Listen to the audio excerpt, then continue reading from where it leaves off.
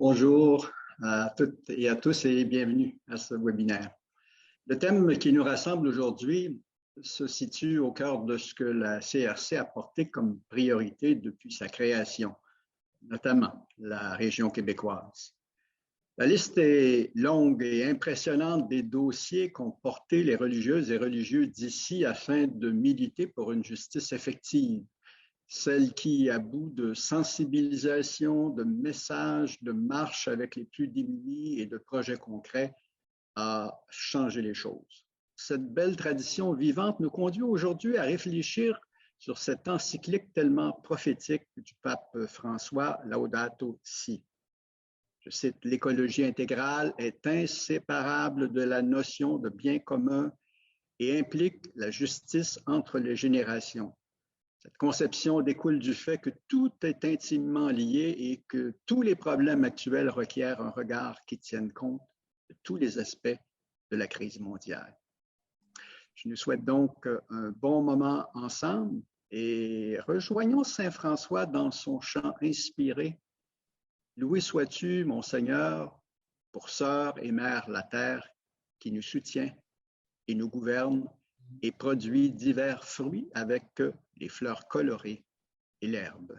Nous pensons que les communautés religieuses, autant hommes et femmes, que nous sommes de la race du bon vieux pape François, qui dit comme un bon coach du haut de ses 85 ans, ne soyez pas découragés, ne lâchez pas, tous les gestes s'additionnent.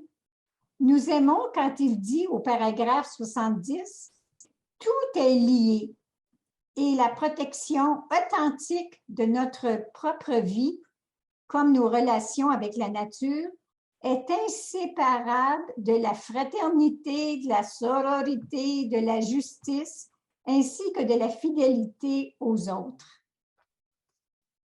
Nous nous nourrissons aussi de la mise sur pied du RRSE où plusieurs communautés religieuses québécoises se sont engagées pour plus de justice sociale et environnementale et de saine gouvernance de notre économie et de tous les gestes qui vous viennent en tête maintenant et au cœur de votre congrégation et que nous souhaitons connaître dans la période de réaction.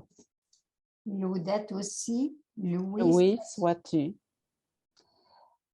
Laudato Si souhaite tellement que l'écologie, le futur de la maison commune, se fasse dans une écologie intégrale. Nous avons une moisson, nous avons des acquis pour vivre le futur de la planète, de la maison commune, dans un monde humain, spirituel, fraternel, en toute sororité.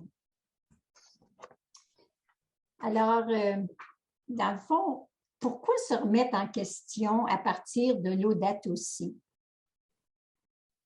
Parce que les plus jeunes deviennent anxieux, anxiogènes avec le sort de la planète, alors que nous continuons notre travail, notre solidarité pour la maison commune et on reste motivés.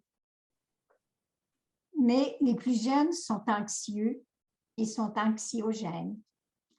Parce que les autres générations sont un appel à vivre l'intergénérationnel, comme la jeune Marie et la vieille Élisabeth qui ont toutes deux donné naissance à une vie nouvelle. Pourquoi se remettre en question à partir de Laudato Si? Parce qu'il nous reste une mission à finir pour nous, pour l'avenir de la belle planète. Et que pouvons-nous faire de plus par rapport à l'écologie intégrale? Nous souhaitons qu'ensemble, nous renouvelions notre spiritualité du cri des pauvres en la nuançant du cri de la terre, comme disait Leonardo Boff, qui nous a tant inspirés dans la théologie de la libération en écrivant à maturité le cri de la terre, le cri des pauvres. Selon lui, il devient important d'approfondir notre relation à la terre avec laquelle nous formons un tout. Nous pensons que nous avons des ressources spirituelles pour être de belles grand-mères auprès des groupes communautaires de nos collègues, de nos employés, auprès des jeunes qui vivent l'éco-anxiété et qui ne veulent pas donner naissance à des enfants.